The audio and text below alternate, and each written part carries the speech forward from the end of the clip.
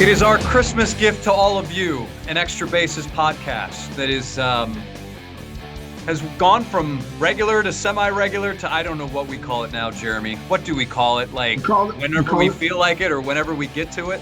Call it the off season. We got spring training in like 7 days. We can give it that. We can take a minute. You know, we were here. Today's what? 21st December? Is that right? First day of winter. So, and what was the postseason over? November 5th? Is that right? It's been 5 weeks. It feels like it's been an eternity. You know, we're gonna turn around in a month, and we'll be like, man, it's January 21. Spring training's in 2 weeks. You know, we're good. We're on track. You know, everybody's out there. We're ready to go. All right. So I'd like to start off this Extra Bases. I'd like to read you something. Okay. To our fans, I want to assure our fans that our failure to reach an agreement was not due to a lack of effort on the part of either party. The players came here for 9 days, worked hard, and tried to make a deal. I appreciate the effort. Our committee of club representatives committed to the process, offered compromise after compromise, and hung in past the deadline to exhaust all efforts to reach an agreement. On the competitive balance tax, we offered a significantly larger first-year increase than in the last two agreements, bearing in mind that the competitive balance tax is the only mechanism in the agreement that protects some semblance of a level playing field among clubs. Jeremy, I ask you this. Do you believe that there's a lot of owners out there who are just teed off at Steve Cohen for just blowing past the competitive balance tax? I would say that as much as anybody can confirm that's the case, I can confirm that's the case. There are some really upset people. You know, we're in a different age of owner, and we're starting to see it shift back a little bit towards pre-2014 era with general managers and spending. And you know what's happened in that amount of time, Jason, Steve Cohen notwithstanding? This is something that's going to be really, really fun for me to say, and it's going to hurt some feelings, right? And you know me, I'm so careful on hurting feelings when it comes to people in this game who have, you know, said they know it all. About 6 to 7 years is about what it takes to establish a winning scouting and development culture. It's about what it takes. Right now, if you have a foundation, you keep going. The stuff the Astros did before Luhnow became general manager with Bobby Heck and Ed Wade and that group started in 2008, and we saw dividends in 2015. Right, Luhnow got here, the cupboard was stocked. He traded some people here, brought some people that way, did some waiver, did his thing to it, and next thing you know, wham, the Astros are good in 2015, and it's 2022, and that's how many years? So 8 to 15 was, wait for it, and 15 to 22 was, okay, and you've got 7. Now, if you're spending this much money at the free agent level, it's because you don't have anything in the system you rely on. Now, that's not universal. Steve Cohen is an outlier. Mark Tremuta did a good job in the draft, certainly in the early rounds of the draft. Him and the New York Mets did a good job there. The reality is Cohen is going to win, and he's going to do everything he can to win. Now, this team isn't much different than it was last year. I mean, you've got Verlander replaced DeGrom. You've got Correa in there that moves out Escobar. You got, you know, the Navarez to move out McCann. That's 3 players, and that's different. But it's really kind of the same guys. A couple upgrades, a couple replacements, and that's that. It's just a lot of money. But for the people that are giving out the money beforehand, the San Francisco Gigantes, right?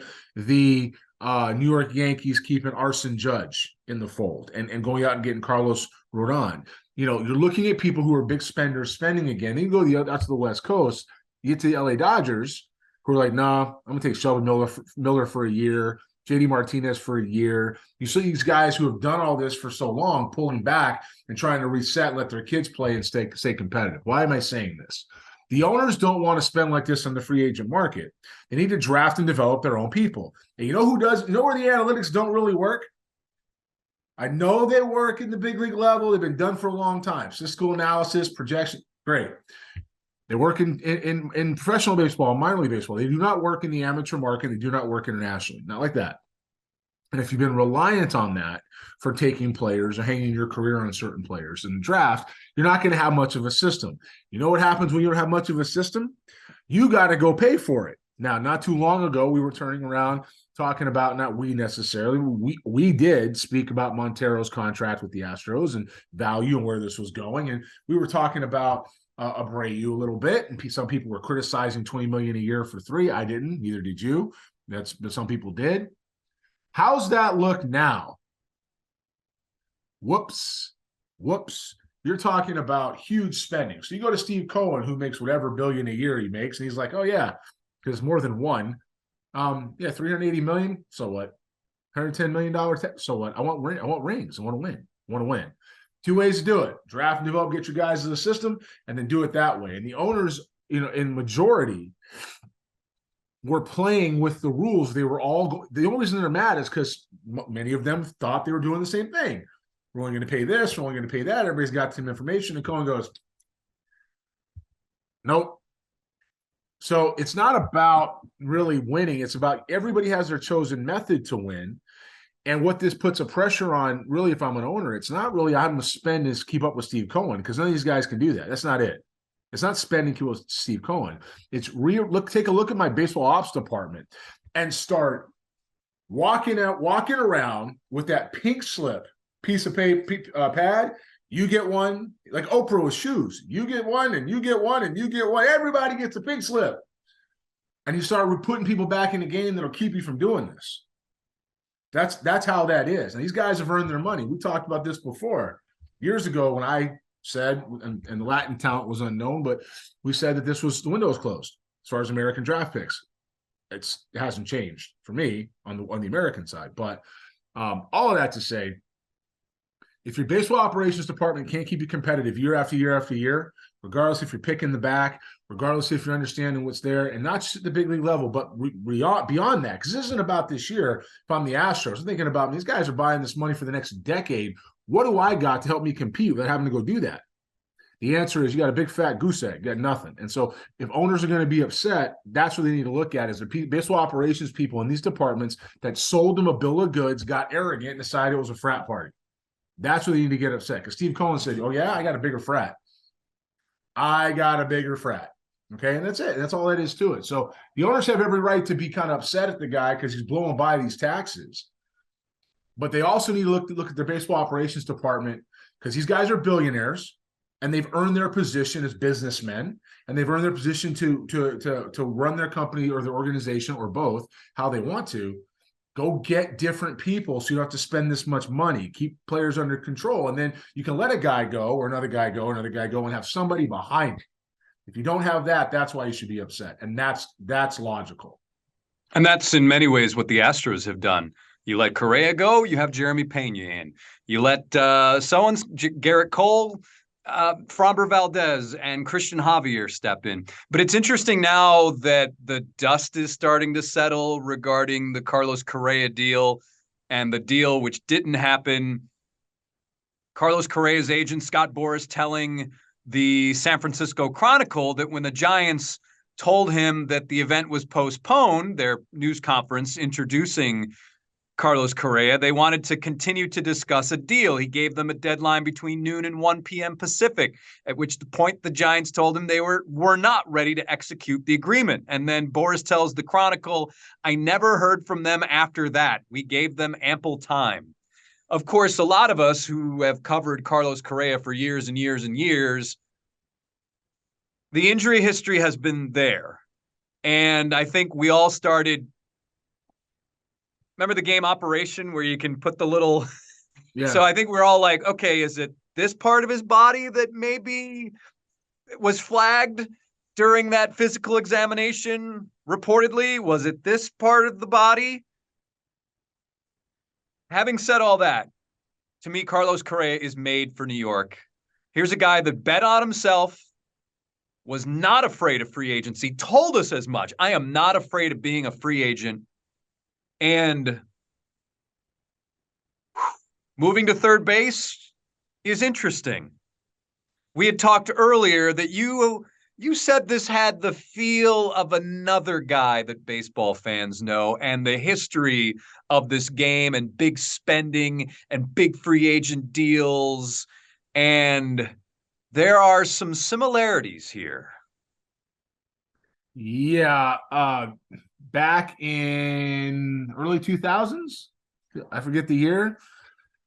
A young shortstop who was an excellent defender with power, who had a very large physical frame, was acquired by the New York Yankees from the Texas Rangers, and he went to play third base next to the guy that we all know as the captain.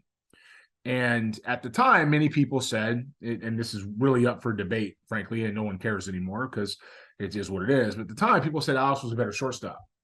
And they said, why would Alex go than Jeter? And they said, why would Alex go to New York? And Boris, ironically, was the agent at the time. And he said, they said, well, Alex won't want to play third base. And Boris said, don't count on that. Next thing you know, within a minute, what felt like Alex Rodriguez is now no longer going to Boston. He's going to New York. There was a hang up in Boston with them wanting to pay the contract. Now, whatever the reason is, that's the same hang up you just had here. They didn't want to pay the contract they agreed to. There was a hang up with the league or some kind of way the Red Sox couldn't pay the deal. It's all documented in the captain that was put out there with the Red Sox. Rodriguez was going to Boston, couldn't do it. Next thing you know, Rodriguez is in New York. And this is and they did the whole thing on ESPN and announced it all. Alex Rodriguez going to it's the same deal. And sure enough, Correa is going to go play third base. Now, Correa and Alex Rodriguez, and I'm just going to say it, have always reminded me of each other in multiple ways. Okay. Some of them is their personality. Some of them is kind of the way they need to be loved by everybody. That's just kind of who they are. But, it's not a bad guy to be compared to as Alex Rodriguez. Let's just face it. Troubles aside, anybody who saw A-Rod play at any point in time, dude, was ridiculous. It was just ridiculous. It didn't matter what the stuff was later on. You didn't see him in high school or you weren't around him. He's a year younger than me. If you didn't see this thing in person, like I know a guy who played against him in AAA and walked up to him after the game and asked him to sign like a bat for him. It was insanity what he could do. So, while I don't think Correa is that type of player, very few people are. The comparisons are still there. And the Yankees won one title with A-Rod, right? Got one ring. So it's not a guarantee of a ring. At the time, everybody said, oh, A-Rod to the Yankees, the rich get richer. You still got to win. So it's very similar. It's even similar down to the agent, similar down to the circumstances. I know what it was. Alex Rodriguez was going to restructure his contract. That's what it was, to go to Boston. That's what it was. And the commissioner's office and the players union said, no, can't do that. So off he goes to New York. In any event, it's a New York story. I agree. Correa is made for New York. I think it's a good situation for the Mets fans. Good luck getting into Citi Field this year and trying to, unless you're the Future Stars series and you have your own event there. But if you're not that, good luck getting into Citi Field. And it's a heck of a story for somebody. And if you're the Giants, you got to ask yourself. So we said no on this guy, and the Mets within seconds were like, yeah, we're good. That's a problem within the San Francisco Giants. If the Giants sign this guy, albeit it's 1 year less in New York and less money, same AAV, I think pretty close, but 1-1. People aren't upset. They're happy for Carlos. He goes to the Mets. They're upset there because there's that much money in one payroll, right? But either way, Correa, this is the type of player people want to think he is, and the Giants process said no. They couldn't make a decision fast enough. That's what happens with it when you get too deep in the weeds with analytics. You got Pete Patillo. We know that's his background, is getting deep in the weeds and kind of being immobile and not the best decision maker in the world. And you've got Farhan Zaidi, who he's obviously analytic driven, nothing against him, positive or negative. That's what they are. They got too deep in. Boris said, look, man, I got a player here, another club that wants him. Pay me. What are you going to do with this contract? You have an issue. And they didn't want to answer because they couldn't think on their feet. And Cohen said, I can. Here you go. Check. See you. I think I did some quick math. I think Correa with the Giants was around 26.9 per year. And I think this new deal is like 26.2. But you really think that do you think it was buyer's remorse, or do you really believe that there was obviously something on the medical, because the Giants admitted as much after Scott Boras went publicly? I guess it's a matter of how much risk are you willing to assume? And that is where I think analytics come in, right? Because that's what it's about. Risk aversion, right? Like, how much risk do you want to take on with somebody? Or am I completely off base on that? No, you're right, but I think again, it's how far in the weeds are you going to let that keep you from getting a player when another club is going to snap him up and he's going to go sign and play for whatever he's going to play. Now, But did they know that? well, but are there risks with Carlos Correa? He's never played more than 150 games in a season. All right, he's only done that once. Why are you? Let me rephrase that. He's played 150 games in a season one time. Okay, why are you paying him that much money in the first place? If you're going to pay him that much money, you better be prepared to pivot and renegotiate so you don't lose the kid. You don't want to lose the player. Why would you do that? Let him go to New York. That's an analysis by a paralysis by analysis moment. You know, everybody's been in that situation. You think too much and you lose it, and next thing you know, you go south. And that's what happened with Carlos Correa and the New York Mets. The San Francisco Giants, and the Mets are like, we can think on our feet. We're going to sign him. That's how fast it's going to be. The question is going to be medically. An analyst, a venture billionaire by the dozen, no joke, was willing to commit this money over there. And the analysts in San Francisco couldn't move. Couldn't move. It's like deer in headlights. It was like Carlos Correa's got and I'll tell you, it's an ankle issue, is what it was, that he hurt an A-ball when he was 19 years old. Okay. As noted by Ken Rosenthal in The Athletic, I believe. Yeah, and he hadn't had too much treatment on it. And so the Giants had some problems with it. And you're like, the Mets are like, we're good. Let's go. And if you're the Giants, you're like, that's how the analytics department was at. And the Mets are like, I got a check. I got a pen. I'm going to use the pen on that check and bring you in. And that's what happened. All right. And so it's really about paralysis by analysis instead of going too far in the weeds. You want to lose the player, lose the player. And again, Cohen's got all this money and he's doing it. And he's spending it, and if I'm the owners, I understand. But really should be looking at their baseball operations department and trying to find ways to upgrade that for people that can think on their feet and find players so they don't have to do this all the time. For accuracy's sake, Carlos Correa in his first, well, I guess you would call it his second season, he played 153 games in 2016. His previous high within the last 5-6 years was 148 games with the Astros in 2021. Which is certainly one of his more productive seasons. I do find it interesting, though, that the Mets, they had their own issue with a medical. Remember Kumar Rocker in the draft? And that was nowhere near the amount of money that they're dealing with Carlos Correa. Now, I think Scott Boras has said that all the teams had all the medicals. They brought in a certain specialist to show people that Carlos Correa is good. And this was last year. Yeah. But I just think it's interesting that they wouldn't sign Kumar Rocker. And granted, it's apples and oranges, but I guess it all depends on what you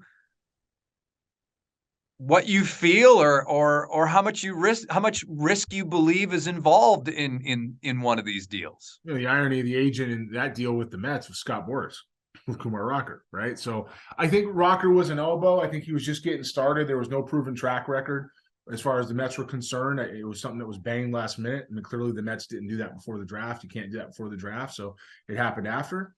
I think Correa has a proven track record where they felt like he could live into it, rotate some at DH, and they're not planning on running him out there 160 games. You know, if you've got Steve Cohen money, you can pay Eduardo Escobar $12 million to sit on the bench.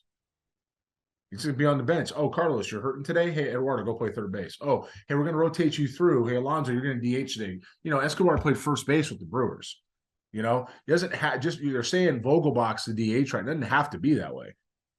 You know, you can use that as a stay fresh spot. Give Vogelbach, let's say 4 starts a week, you know, there, and the other guys split the other 3. Like, you can do that. That's enough to keep Dan fresh. You know, so it's there's a lot of options there. You know, the Mets adding this bat, which is what they did. And by the way, a platinum glove winner at shortstop who's I'm sure is going to acclimate to third just fine.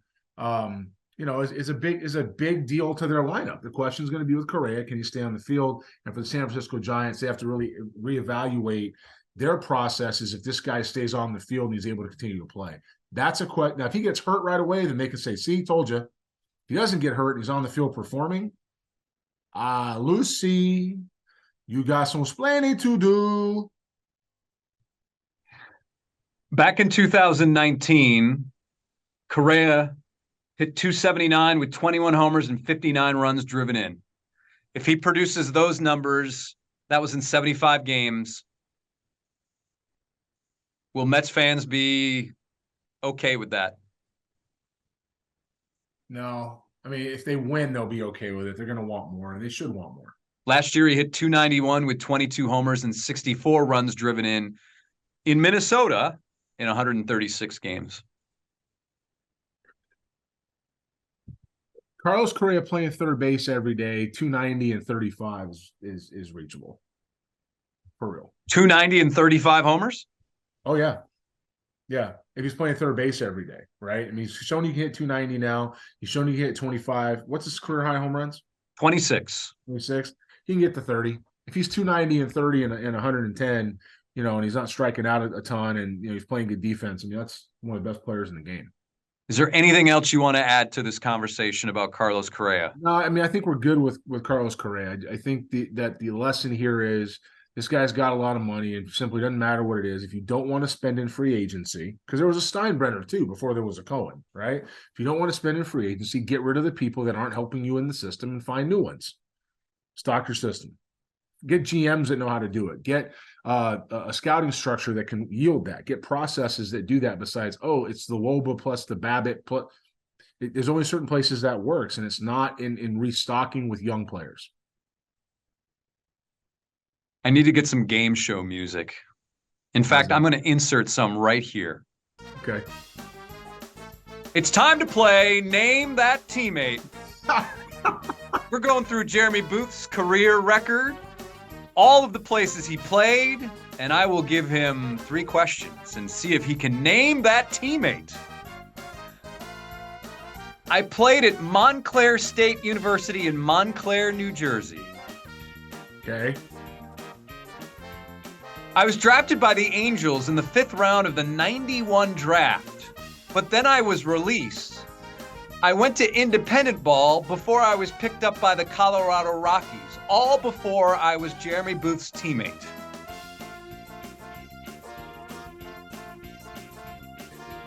I was a first baseman and left fielder.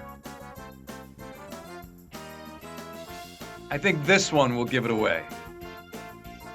Thinking. I led the 1998 St. Paul Saints in home runs with 19. Dave Kennedy. Oh my gosh. Yeah, that one I knew. I forgot Kennedy. I forgot he was from New Jersey and then he played with the Angels. He was first baseman. He hit. I guess I probably should have said I played with you as a member of the. I got to really figure out this game and get it better. It's all right. No, that was good. I had to think a little bit. As soon as you said 19 in St. Paul, I knew who that was. Dave Kennedy. Yeah. Yeah, Dave was a good dude, man. It was at the end of it, I think, for him. Maybe a couple years left. He was good. He was good, man. It was fun to be around. He was a pro. Made it to AAA where he hit 255, 11 homers, 50 runs driven in 96 for the Colorado Springs Sky Sox. Good for him. Yeah, Dave's a good person. I think he became a cop later. I don't know for sure, but he was good to be around, man. It was fun. JD, I think, hit 3rd. I want to say he hit 4th. I hit somewhere a little bit after that in that lineup, but it was good. It was good to be around. I knew what he was doing. Jeremy went to the winter meetings. Jeremy had a good time at the winter meetings. I did. Jeremy sat in on some of the media availabilities at the winter meetings. I sat in on them. I did. And now he's getting ready for the 2023 New Balance Future Stars Series schedule. Yeah, I'm excited about this year, man. We got 150 events and counting. We're adding more. 150 events? Yeah, between all the different levels. We have regional. Is that the high? You don't typically have that many. Well, we've gotten a scale now. We're doing individual events with organizations. We have regional combines. We have stuff in the summer. There's 150 events on the schedule. We have some pretty good relationships, and we're looking to grow with regional directors now, and some stuff in the analytics department that are working. We got the partnership with Pelotero. It's a good year. I mean, this stuff is borne out. Watching the guys succeed has been fun, and this year, of course, we have 2 major league stadiums, and Taking an event to Vanderbilt University and taking an event back to University of Arizona, and then of course the Caribbean Classic. So gonna be a lot of fun.